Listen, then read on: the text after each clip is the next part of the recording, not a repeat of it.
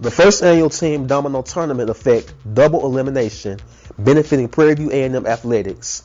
Sponsored by the Panther Support Network, Panther Backers, Panther Club, PV Athletic Club, and cheerleaders.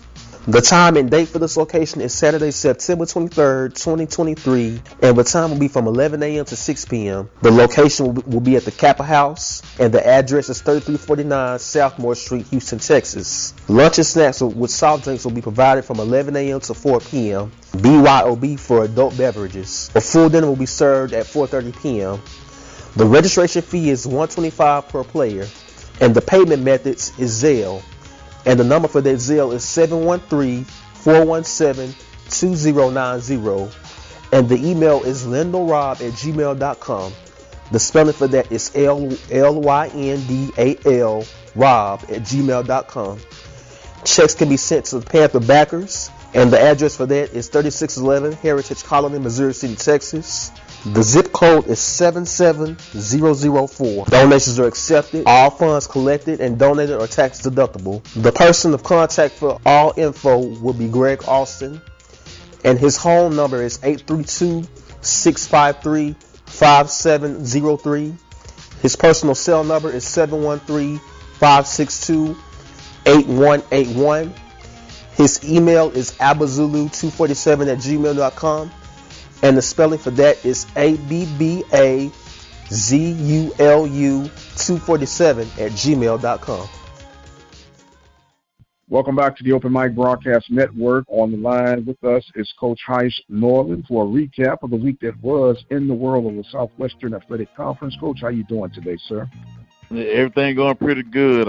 Had a pretty good weekend minus the scores to a few games, but everything is fine. I went back home to the, as they call it, the Boombox Classic, the Jackson State and Southern game, and ran into some guys I hadn't seen in 30 years. So that was very nice.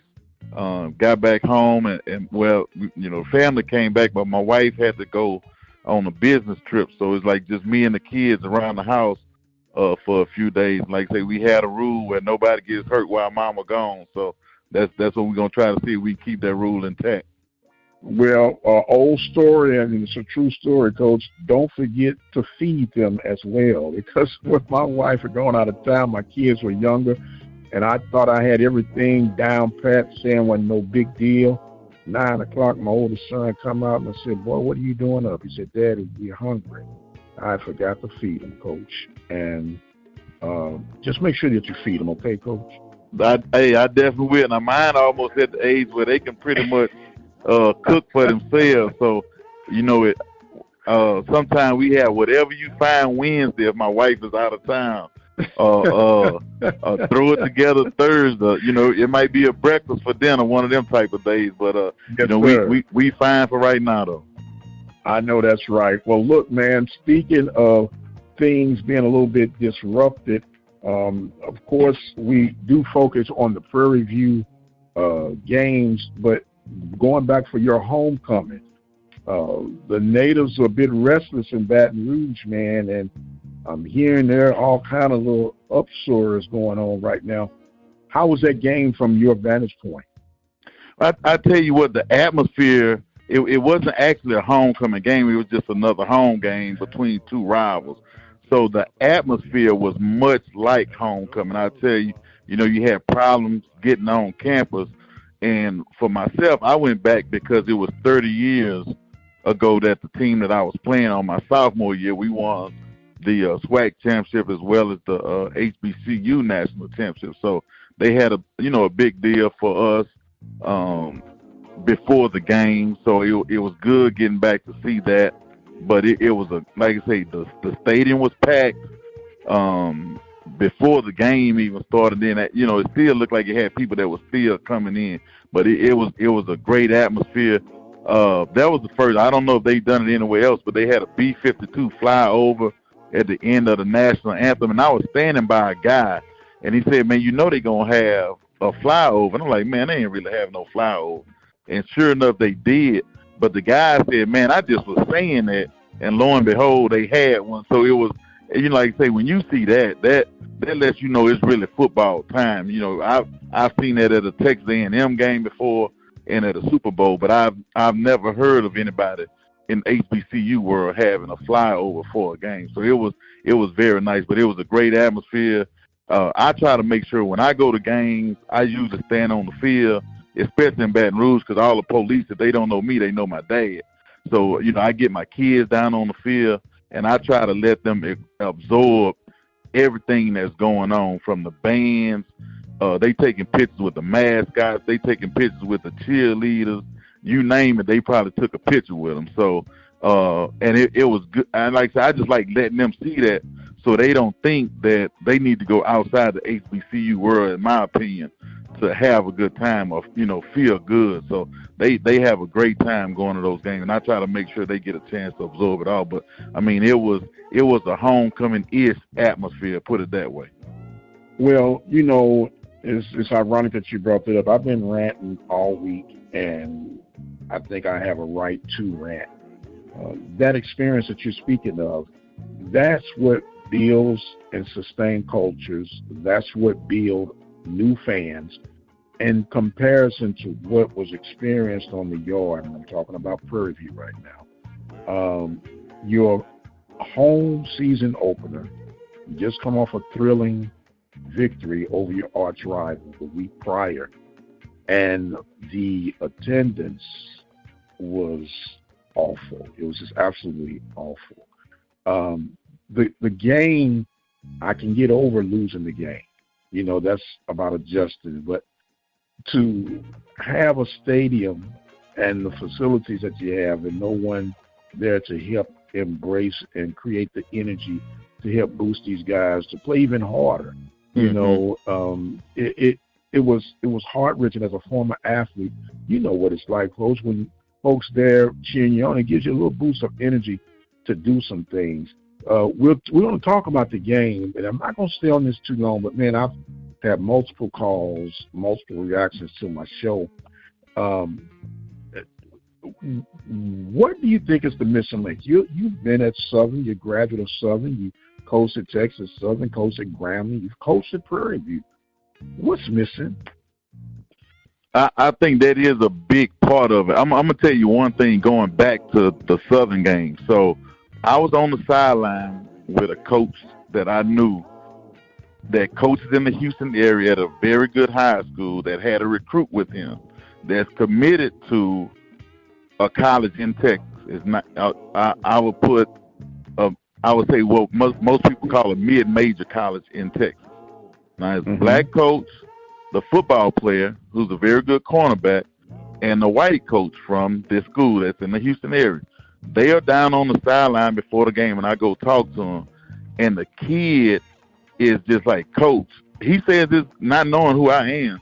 He's telling the other coach, he say, Coach, I might have to change my mind. Now, he's committed to a school in Texas. He say, Coach, I might have to change my mind. He say, man, I'm feeling this, Coach. And the game hadn't even started. This is before the game started, a packed stadium with both bands going back and forth. And the kid say, Coach, I'm feeling this. And I like this environment, Coach. He said, I think I could be successful here. So now, and you got to think about, that's how a lot of these recruits are thinking right now. It's away from home, but he's just loving the environment. Now you take that and turn it around to, I read that there was about 5,000 people at the Prairie View game, but I was told that it was far less than that. And I'm not going to try to verify it, but I'm just going by what I was told and what I read.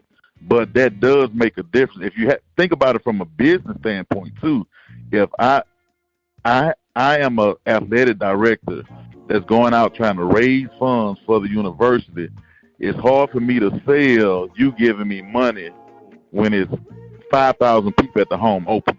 Because those people that's giving money, especially if they don't have ties to the university, they want to know how many eyes are going to see if I sponsor this wall painting, or if I sponsor the fence, you had the signs along the fence, or if I sponsor this halftime announcement, how many people are going to be able to hear it or see it, and then how can I justify putting money into a situation where that money has no chance of coming back and seeing me, if you understand what I'm saying.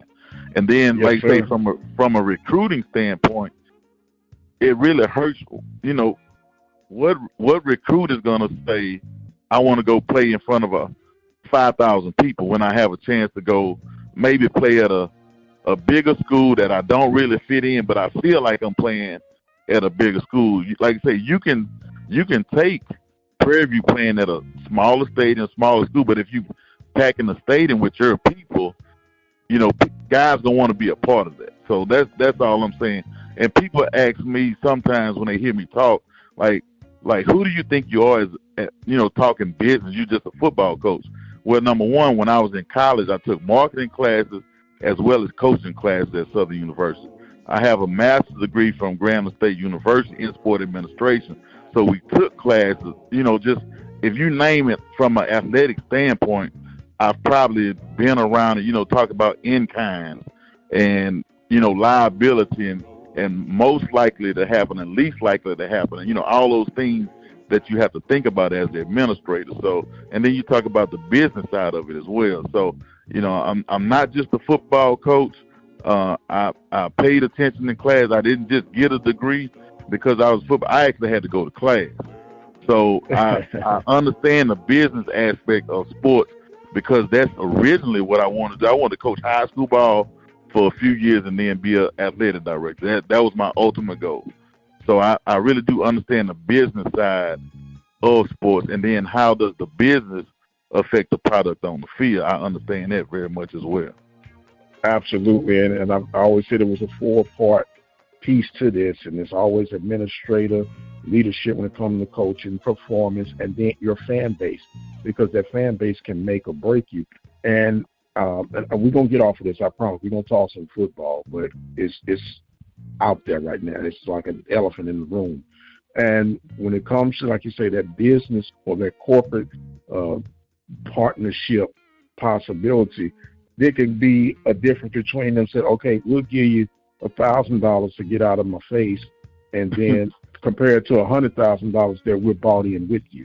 So it is a huge difference, and it's something that has become, and it makes me wonder now, and with the multiple streamings that are available in the case of the Prairie View, and now I know that this is not all about Prairie View, but I am a PV alum. Is the TV and the streaming deals hurting what could be a potential difference maker of people actually coming to the games? Well, you have to go back and look at how many people are actually paying the subscriptions to the games that are being broadcast. So if it's offsetting, then you're fine. Because I know that was one of the things that they used to talk about when Southern started putting some of their games on TV. Is it going to hurt us in attendance-wise? So that's one thing you have to think about.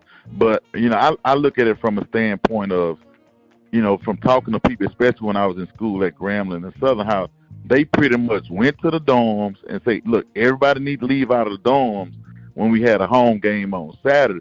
But now you have so many kids that are, you know, transient or whatever, that don't stay on campus on the weekend. They'll find somebody live in Cypress, Houston, Navasota, and maybe go home and don't go to the game. And you just have people that on campus that may just decide not to go to the game, which, you know, like my dad used to say, it behooves me why people would do that. But, you know, you just have people that, and then you have to think about the alums that maybe stay in Houston that don't want to make that trip up 290. But, you know, the same people, I say different people, make the trip past Prairie View to go to College Station, if you understand what I'm saying. So yes, sir. It's that choice. And that was a problem we ran into at Grambling. I remember one year we only played 3 games on campus, but we played a lot of classics because the attendance at the home games, you know, really almost wasn't worth turning the lights on, depending on who we were playing.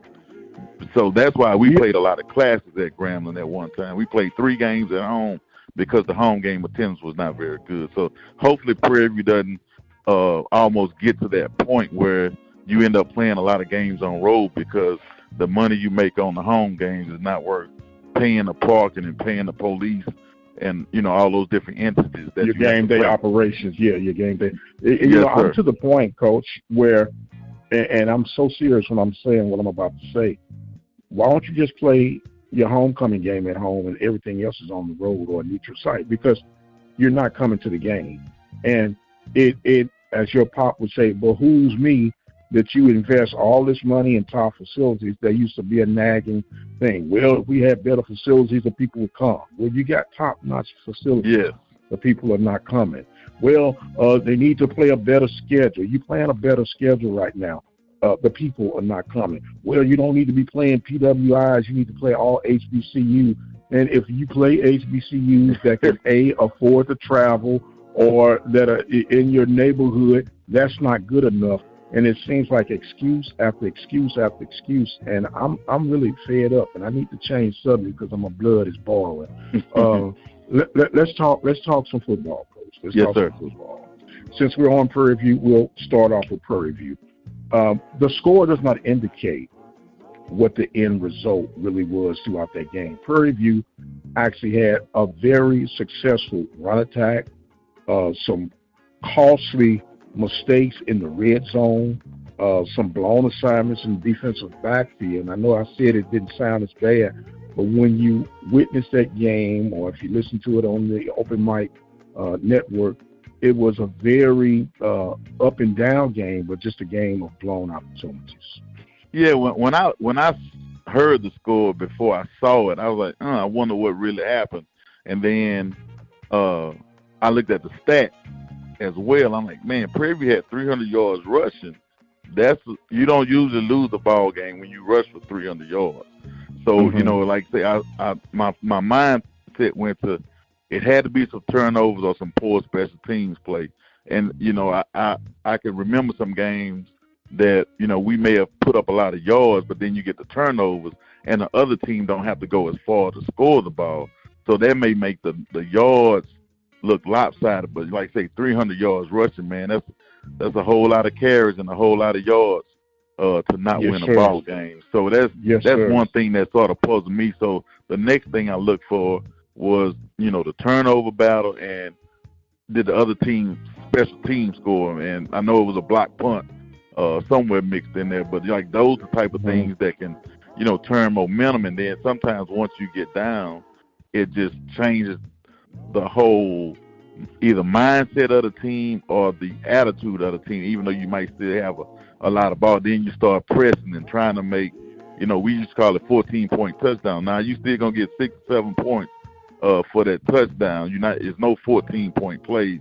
So let's just keep playing ball, and then you got to hope your defense can get you a turnover, or your special teams can make a big play. You get a block punt or whatever. But I know it's a stat somewhere that says if you block a punt or a field goal, and if you score off of that immediately, you're going to win the game about 75 to 80% of the time.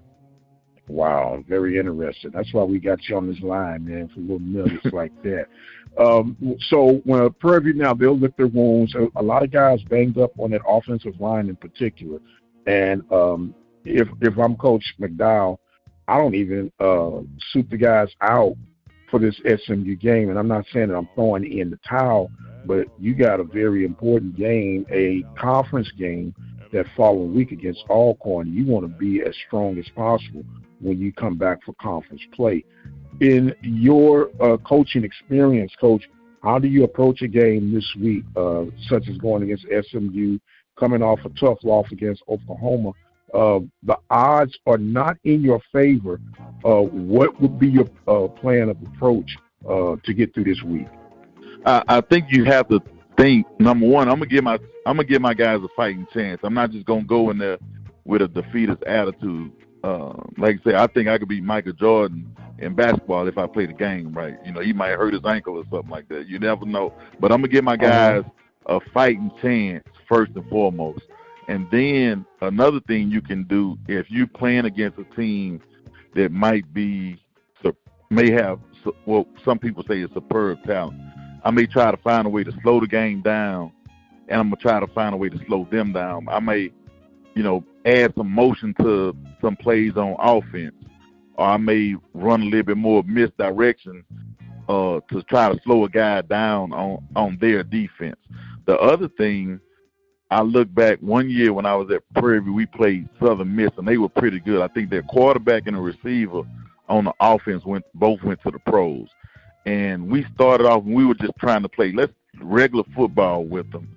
And we after a while, we just decided, like, hey, man, let's stop the run on the way to the court. We're going to blitz them because we felt like our DBs could match up with them, but we felt like our defense line couldn't match up with their O-line in just a pushing contest. So we just said, man, let's think of every blitz that we can run, and we're going to blitz them unmercifully. And, man, we was knocking the mess out of their quarterback, and I think they only scored maybe 6 or 7 points after we changed our philosophy. You know, like I say, you go into it, like I say, let's try to play the game the right way. But after a while, you have to say, all right, our DBs can match up. Let's try to just stop the run. And you have to find something that you can hang your hat on one side of the ball and slow the game down if they're going to be that much faster or bigger than you are. Okay, and I'm in agreement with that, which is what I was talking about. We talked about a couple of weeks ago about the wing T type approach, you know, slow the game down, have an aggressive defense, and let that clock be an extra teammate for you out there on the field. So when you look at that, you want these guys to still be executing and knowing that they're still quality ball players, even when it's an unbalanced matchup that they're faced off against. Do you, as a coach, even look, I know you want to give you guys a fighting chance, do you look at the quality of your depth in such a game as this? Yes, and this would be a perfect opportunity to say some of you guys that's whining in the background about how good you are, you getting messed over. All right, let's go out there and show it today. You know, if you think you really can play, let's step your game up and see what you can do against these guys because, you know, you say it's a good chance to get your tools in and get some work against some quality opponents because you think that sometimes you may be seeing their tools as well. So let's get some work against those guys. Then you can sell it to some of your older guys that might be getting an outside chance at the NFL. Like, hey, man, this is a game that's real big to you because the first thing an NFL scout's going to want to see is how'd you play against SMU or how'd you play against Abilene or whoever the best. They're going to pick the best 3 teams that you play against, and let's look at those games. So that's a selling point that you can use. And you may, lo and behold, find a second-team guy that look like a chopped steak, but he gonna play like a fine tuned filet mignon. But that joker, he gonna get out there, he gonna be scrappy. You know, some guys you just find out they might not look the part, but they just scrappy. You might find out who gonna fight for you, and next thing you know, somebody that's been starting that you know you finally really do give a guy a chance, and he steps up to the plate, and like I say, he take off with it and don't look back sometimes. Yes, sir. They refer to that as that it factor, Coach. They don't look the part. They don't even sound the part. But when the lights come on, they just make everything happen. And I'm laughing. What was the movie Waterboy? Yeah, with Boucher. He just got that causing all kind of havoc. Okay, so the Panthers get ready to take on SMU. We'll go back to your home state of Louisiana, sir, and down on the bluff. The game, talked about the atmosphere and everything. What was your assessment of the game it was? It was a good bit of 11-1 football, especially on Southern's defense. They had 10 guys that may have done exactly what and one guy get out of play, and it leads to a long play for Jackson State. I know they had 2 plays maybe over 70, 75 yards. And it really wasn't the whole defense. And like I say, one guy did something that he wasn't supposed to do. Got out of a gap. And then Jackson State just kept keeping plays or drives alive on third in that 5 to 7 range where they would throw a check down, running back make somebody miss. Or you like say, 3rd and 7, he get 8 yards. 3rd and 5, they were getting 6. And the quarterback did a good job of keeping some plays alive. And then on Southern's offense, their quarterback, that kid took a beating. I know he didn't go out after the game. I can guarantee you that much. That kid could have filed charges the way he was getting beat out there. But, I mean, he took some licks. He missed some reads. I know 2 times he overthrew a wide-open wide receiver. And it reminded me of Southern and Prairie View and Jackson State when they played in the championship game with wide open guys being overthrown. And then a couple times he had some guys Jackson State was in a cover 3 defense, and Southern had guys running, like 2 guys on each side of the free safety, and he just had to pick one of them, and he just didn't trust himself to make the seam throw. And he had a couple guys open running down the seam, and either he didn't throw it or he underthrew one that could have been a touchdown, but he just missed some reads. He's not real good at anticipating throws right now. But the problem is, everybody calling for the second or third quarterback. Southern's second and third quarterback are both young, inexperienced guys. So you're probably going to end up with the same thing with those guys unless they are just superior athletes than what Flood is. Right. Well, you read the local papers, the Baton newspaper. You look at these sites and these fan sites and whatnot. In the newspaper, Abdullah was pleading to Jag Nation, hey, don't give up on us. It's not that the sky is falling. Although they've lost 2 SWAC games, those are games that were considered non-conference games, and the ones that are really going to make a difference will be when they face off against Alabama A&M. But to show and talk about that expectation from Jag Nation, unfortunately right now there's a petition going on, man, talking about that this might not be the good son return of good ending. And that's what fans do, but it's so many moving parts that go on behind the scene, and some of it could be attributed to set in ways. But then once you lay out the game plan and you got the best people who you think is going to represent your squad, at some point they have to execute, Coach. Yeah, that's a part of it. I had to talk to a high school classmate of mine whose son plays football, and they were talking about they didn't feel like their son was either getting the opportunity or getting messed over, as the people say. But I don't know any coach that will spike their face to not play a kid that's better than the kid that's playing, especially the amount of money that some of these coaches are making. So, and the other thing is, and this is where I can sound a little cynical, if they want that man gone, go get the money and give him a check to leave. That's how I think about it, because I can remember, maybe somebody want Doug to fire me, and Doug's like, nah, that's my guy, unless you're going to give me X amount of dollars for him to leave and go on about his way. And when nobody gave up the money for him to let me go, I proved myself to him. So sometimes you have to like say, and I think part of it, if Southern wasn't predicted to be first place, you might not be hearing some of the chatter. But some of it is, it's just people want to vent. I'm walking out of the stadium the other night, and I had people talking about, well, they not coming back to a game until homecoming. Or I'm not going to another game until Bayou Classic and all that kind of stuff. And I just started laughing, especially if people don't really know who I am. I just laugh and keep it to myself. But, it's just one of those, the expectations sometimes is what get people going to, saying some of the outlandish things that they do. But like I say, if you want to write a check and tell them to be gone, go ahead on and do it. Yes, sir. I thought about what you were saying. These coaches, regardless of how much they're getting paid, especially on a collegiate level, their livelihoods are dependent on 18 and 23-year-olds responding to the mission at hand. And you think he's going to send somebody out there to make him look bad?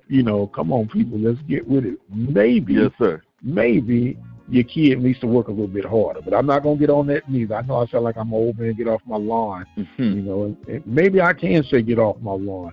But the shocker for me this past weekend, Coach, has to be Alabama State falling to Miles. I think the biggest thing, some Alabama State just beat Southern, which a lot of people, probably besides the guys in their locker room, didn't think was going to happen. Now you got to get those guys back in line. Like I say, you can't beat the same team twice, and you can't lose to the same team twice. So what I'm thinking happened is Alabama State went in there probably thinking that we gonna beat Miles because we beat Southern, and it's 2 independent actions. And then you have to think about it too. Some of those guys at Division II schools, they got some jokers 23 and 24 out there playing, maybe because of grades or transfer, they done sat out a year. all kind of stuff.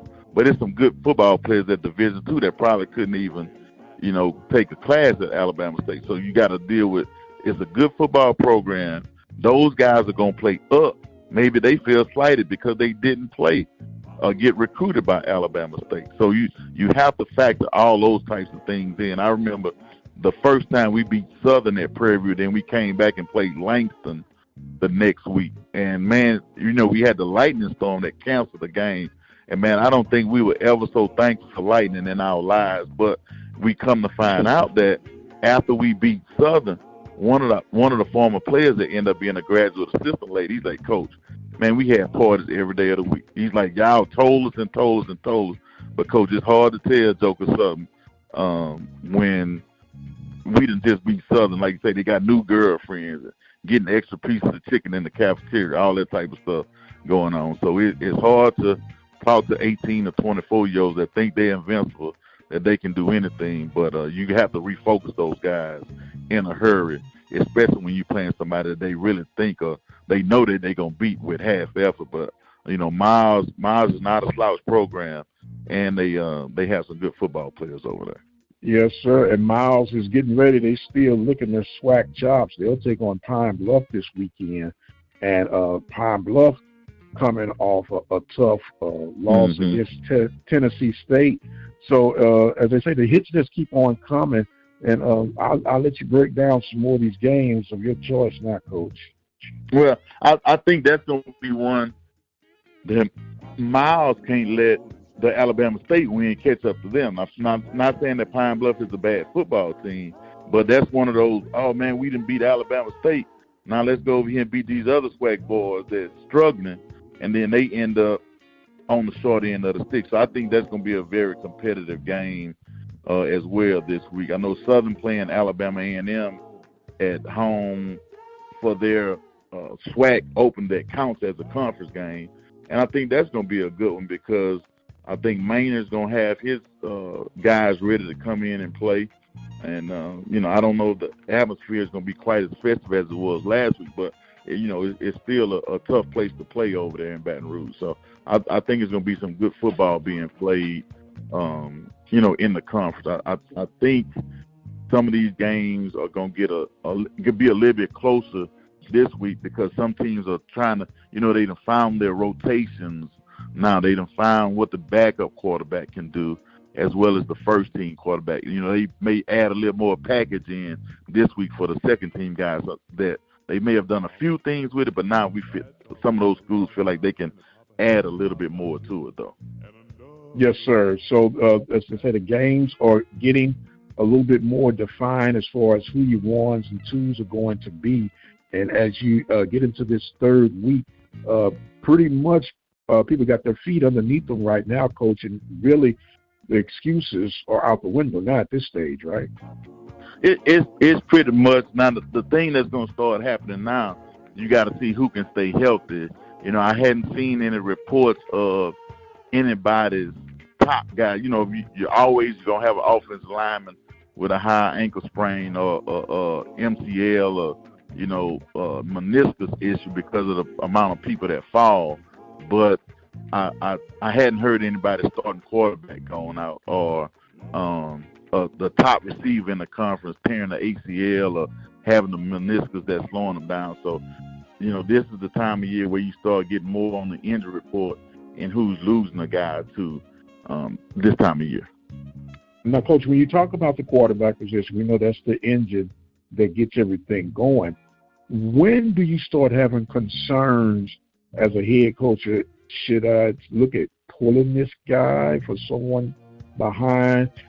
I know it's a performance-based position, but if the third week, fourth week, fifth week of the season, when do you start really wondering, is it time to pull this guy out? Well, you have to think about it week one. When we talk about some stuff in the preseason about don't be surprised if you see somebody that's starting game one, not starting game 2 or 3.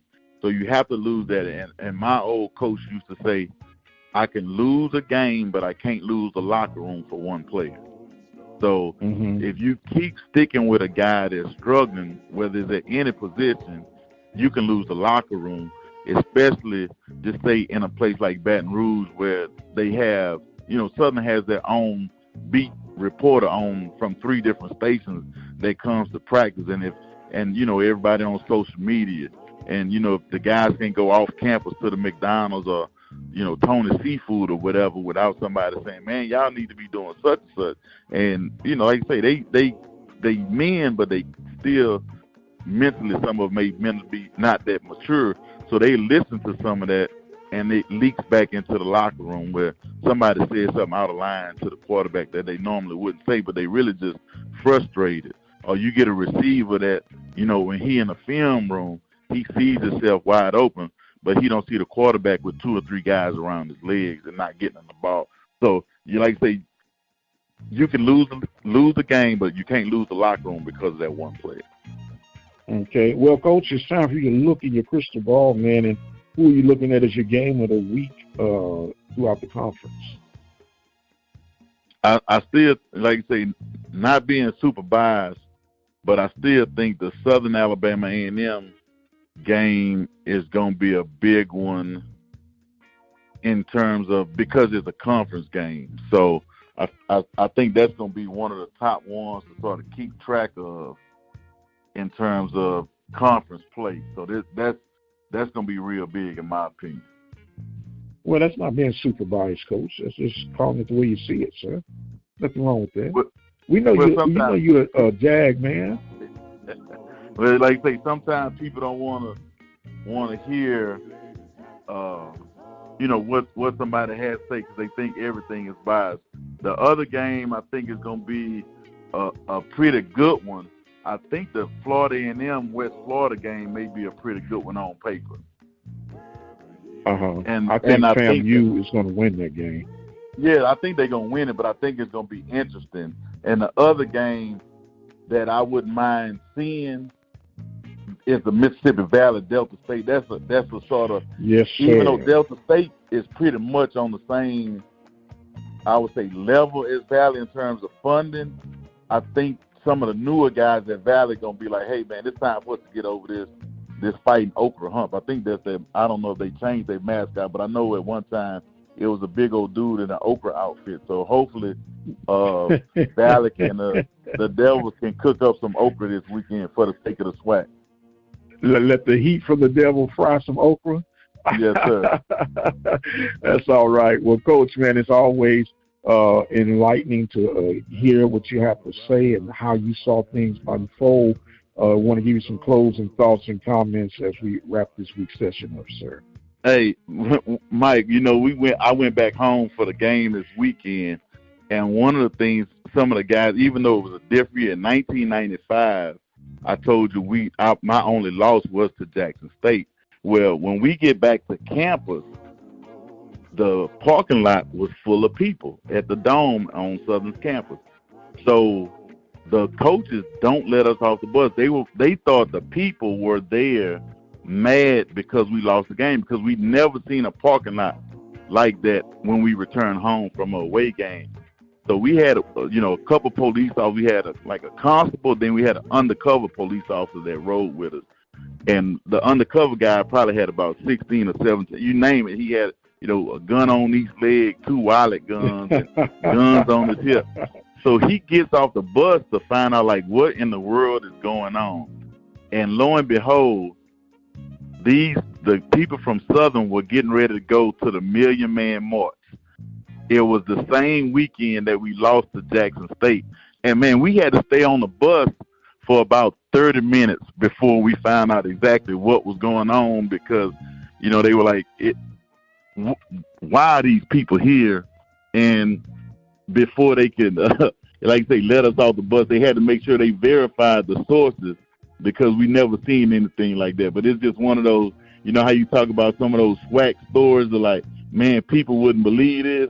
Well, that's one of those unbelievable stories that we talked about. And then, the other big thing that a lot of people are talking about, somebody mentioned the Delta Airlines situation where we had a guy that I played with that used the bathroom on himself in a nationally televised game, but a lot of people didn't know what happened. And lo and behold, he comes in, and I had been telling my son about it. And like I said, I try to make sure my son sees or partakes in everything that I do when I go to Southern, Grambling, or whatever. And so as soon as I called him over there, he knew what I called him for. He fell out laughing like, yeah, that's the guy.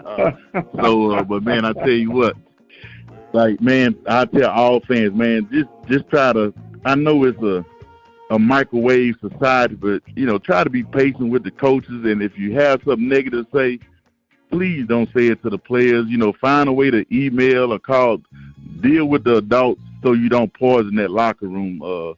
You know, Panther fans, Jaguar fans, whatever. I know you feel like you bought a $15 or $20 ticket. It doesn't guarantee you the right to say pretty much whatever you want to say to anybody. So let's keep in mind that we are dealing with some youngsters in some cases, and let's support our team. Let's get out and put some butts in some seats and buy some hot dogs, and let's make the best of the situation, because nobody's out of the running. Like you say, you think about it, Southern is undefeated in SWAC play, and Prairie View is as well. So, you know, I'm thinking one of those two teams going to end up coming out the West.